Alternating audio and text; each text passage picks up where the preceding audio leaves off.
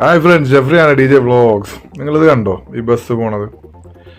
Bus line എന്ന് പറഞ്ഞിട്ട് ബസ്സിന് പോകാനായിട്ട് സിറ്റി ഏരിയകളിലൊക്കെ എല്ലായിടത്തും ഒരു സെപ്പറേറ്റ് ഒരു ട്രാക്ക് ഉണ്ടാവും. നമ്മൾ ആ ട്രാക്കിൽ കൂടി സഞ്ചരിച്ചാൽ നമുക്ക് ക്യാമറ അടിച്ച് ഫൈൻ വരും.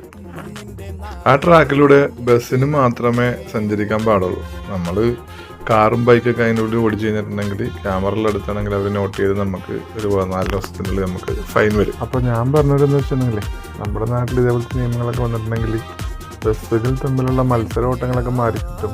ഇതുപോലെ ട്രാക്കിലുണ്ടെങ്കിൽ ബസ്സുകളെല്ലാം ആ ട്രാക്കിലൂടെ തന്നെ പോവുകയും ചെയ്യും.